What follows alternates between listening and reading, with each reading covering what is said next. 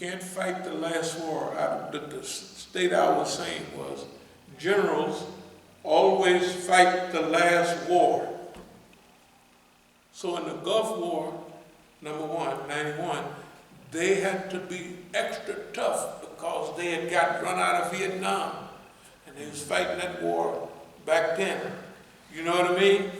They were still fighting the Vietnam War. And then they was fighting it out in the open. They couldn't hide amongst the trees. There wasn't no trees in Iraq. And they could just mow them down. And then they said the Vietnam syndrome is dead. That means the generals, the captains who was now colonels, and the colonels who are now generals was fighting that war. This is a statement and it's common. The generals fight the last war that they was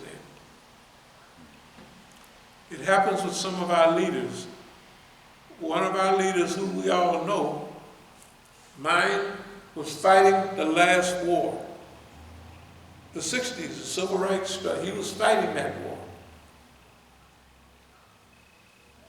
In his behavior, if you talk to him, he wouldn't say nothing about COINTEL program. He wouldn't say nothing about this. Although we talked, and he said, there ain't none of these people with me. So that put a type of, we called it suicidal heroism. If anybody remember that statement. This is type of, you can't just say, I give up, I quit. But you do something that causes you to get in a certain situation where you're relieved of the leadership responsibility of doing something because you're going to block your mind and you don't see any way out of it.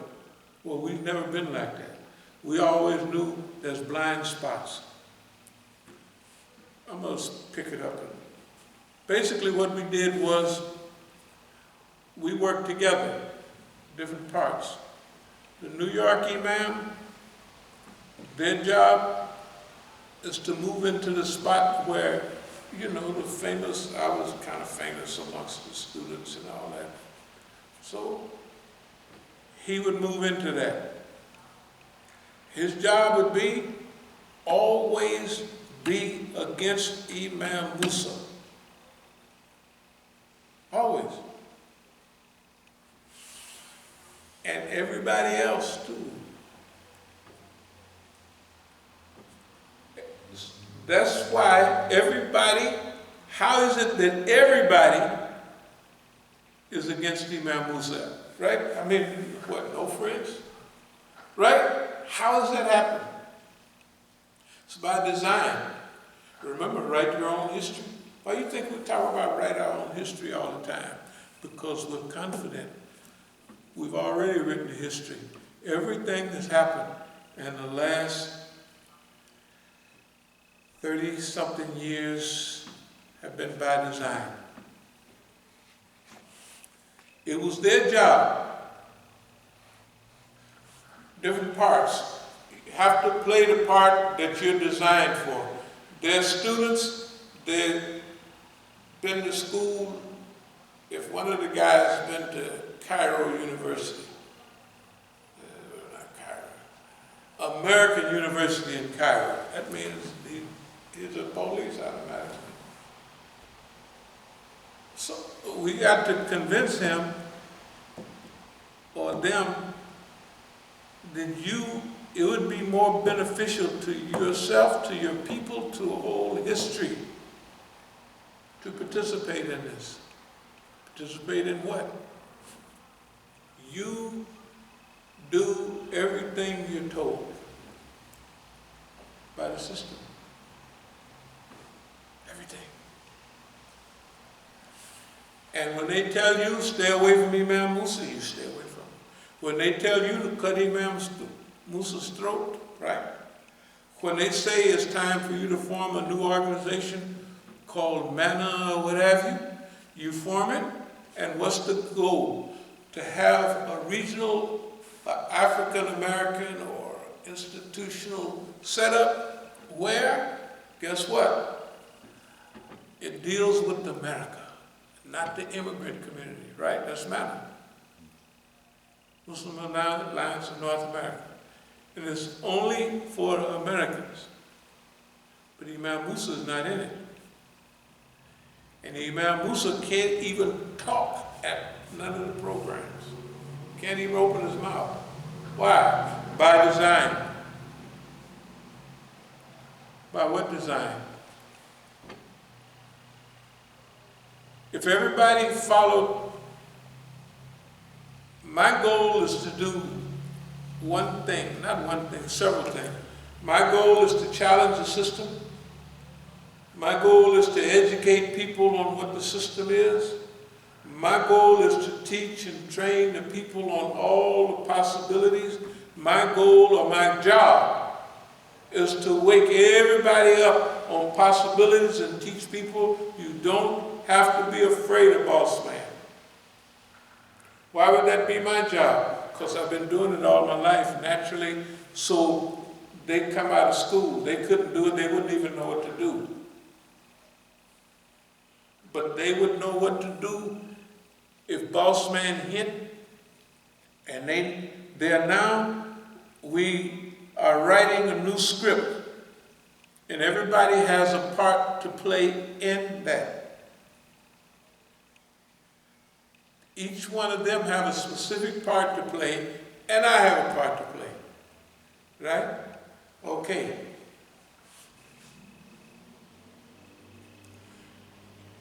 That means we're going to fool the system. And they're going to do exactly what we expect them to do. Anticipation and expectation. If we know the game, we're going to anticipate them. But they don't think we're going to anticipate them on that level. That's why when I went back to jail for 14 months after coming out and opening the Masjid, bam, I look and it's by some great plan upstairs that I go back for nothing. But I have time to plan with what I've seen. I mentioned to y'all that 1982 was a big year for us. 1982. That was when if anybody remember the Masjid in Denver. And the Masjid in Denver for us, it was the World Trade Center 93. That was the game that we had. Believe it or not, we had bought the Masjid in Oakland in 81, but we didn't open until late 82 or something, because we're remodeling it, and everything. But Denver, we're traveling, and we hit Denver, and we opened the Masjid in Denver because we got a crew there in Denver. What's happening in Denver? What happened in Denver? Number one, the government came down on us like a ton of bricks. Number one, the Iranian guy that was managing a lot of stuff and active and young, they kidnapped him. Who kidnapped him? Some of the same people, you see the newspaper down there? Yeah, the same people from whatever ville they call it, right? They was at the meeting over there when we went there. The guy's name was Jalani, right? Who came and destroyed the Islamic movement in 1981, 82, 83, the remnants of Islamic movement is destroyed. At the same time, the Islamic Party goes overseas because they can't handle the hassle that they get here. You can check with Abdul Haq and all of that. They're right here in D.C. We're studying all of that because we've studied everywhere we go. So we got to do something about this. If 1982 is when we got the seal on the game, what did they do in Denver? I'm running down the street in Denver, and up pops, I'm telling you about up pops people, boy, up pops people. Who is this popped up? Well, just a few months ago, when I was in prison, here's a guy from Denver, hey, da-da-da-da-da. And he used to come to our Muslim programs all the time, technically a Muslim. He gets up next to me. I take him around with me. This is what we're doing here, this is what we're doing there.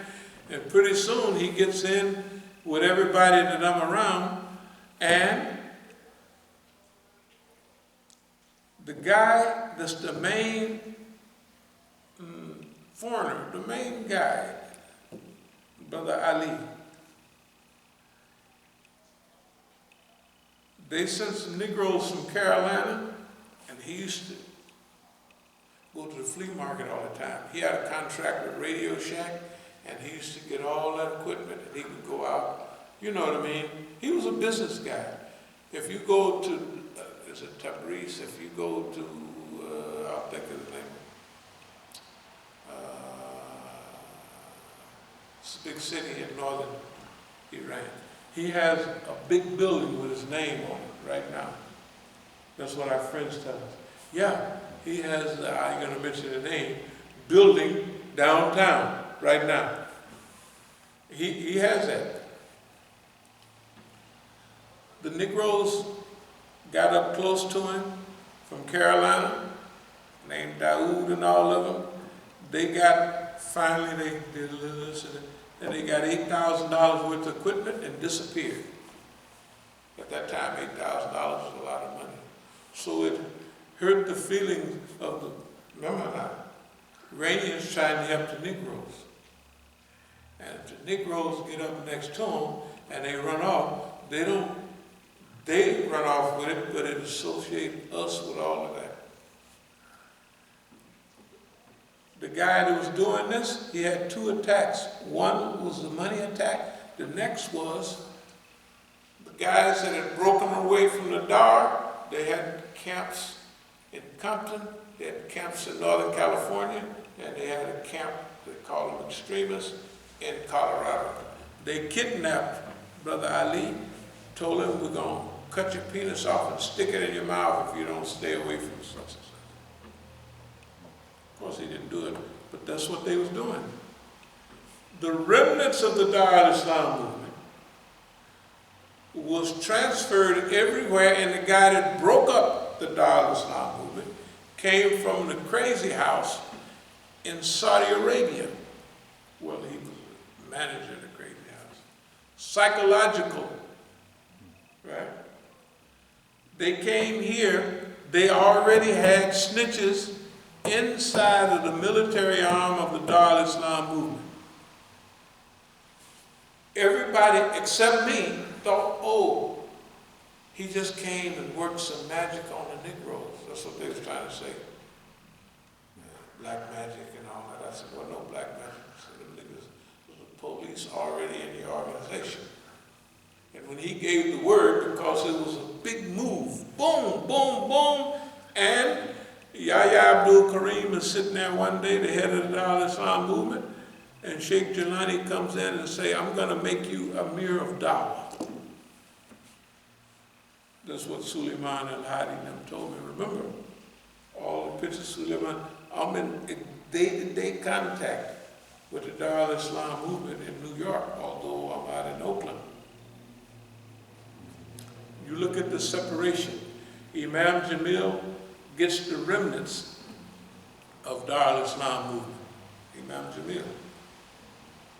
Good friend of ours, but remember, generals fight the last war in their time. Sometimes if you have a general left over, a good general, but what about the mid-80s going into the 90s and all that, right? What are we going to come up with? someone had to come up with a pattern of behavior. Number one, someone is going to have to play the bad guy. You be the bad guy. And you're going to get all the bad guys are going to stick to you. So if I go to South Africa, all the Paget and all of those gangsters, they're going to invite me there all the time. Because everybody can, it's not only the role I'm playing, but that's what I am. That's not only the role I'm playing, that's what I am.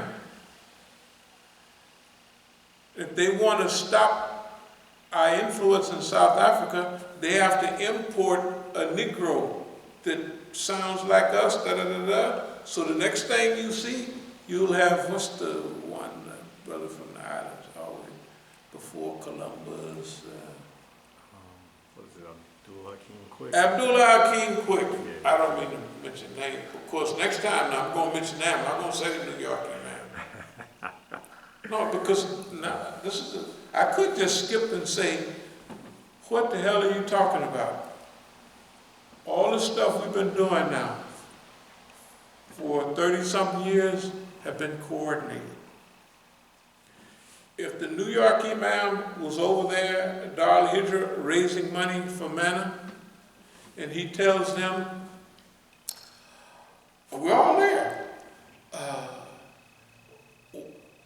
We have a different agenda from Imam Musa. So I'm sitting there. Well, I don't say nothing. I said, man, what are you talking about? Well, he raised $36,000 over there, just after prayer. Fine.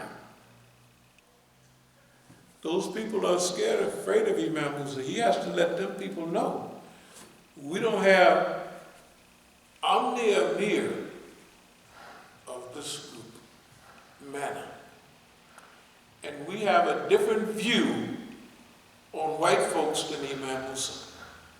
Why Imam Musa don't say that? Because that's what he's supposed to do. When he says at GW, oh, my Imam, he has to be corrected. You don't say stuff like that in public. My Imam, because I done proved the point. Remember the thing on drugs? The thing is so clear now, he's saying, hey man, here on the stage, he's saying to me, ask Furkan, ask any of them, ask IU, we was over at GW. I have to clarify him without visiting with him or nothing that we're early in the game. This is not time for you to congratulate me. You're against me, and you can't call me your Imam in front of everybody, right? You can't do that. His job is to be against me, right? His job and everybody else's. What's been happening here has been the way it's supposed to be. They're supposed to develop. Now think about it. You see what we have here? Suppose it was somebody else did the same thing. He would have an empty masjid, just like we do. Right? If they had the same, so we got to have somebody, their job is to go up against boss man and hopefully survive and thrive, and everybody else's is to move off and do what they're told. They're going to meet everybody, they're going to know everybody. Right? Everybody's going to love them. They're going to speak on all the programs. Right? If you don't believe it, in 97, Mellow Yellow, I'll tell you who that is, and the Great White Sheikh. I'll tell you their names in a while, you can figure them out. So the Great White Sheikh is from the Bay Area, a nice Sufi guy. You would think he was a super sweetie pie. I mean, and a scaredy cat, white kid. He's not that. You got a lot of discipline, a lot of self-control. That's just part to play that. Some of our Negroes didn't know what was going on, so Mellow Yellow has to come. This is 97, when they have the ISNA program in Chicago. Say, Imam Musa, could we get with you? And we was up, like, when they have a big, not conference, but the big space where they have all the tables and everything. Then there's an office up there with glass. You can see how we met up in that room. And the idea was for the great white sheikh to act like a scaredy cat white boy, which he did. Because the tough guy Negroes that was with me, or pretending to be with me, was scaring him to death. Or there shouldn't be no conflict. So I had to come.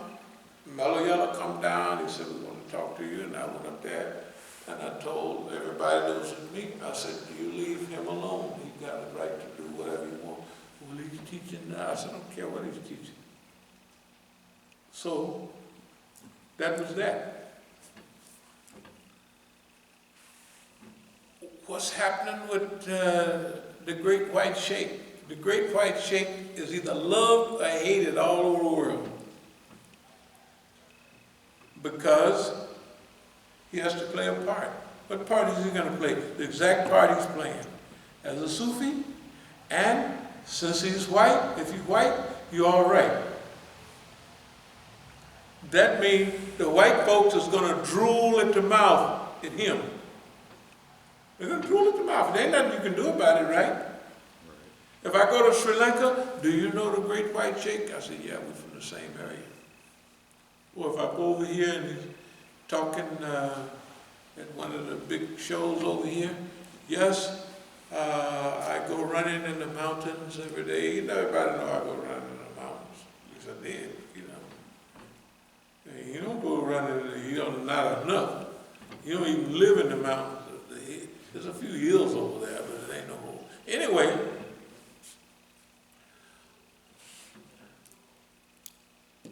if we're going to affect the world, we have to have a world-class organization. And it's going to have to touch every base. Every base, not just one base or two bases. Why do we always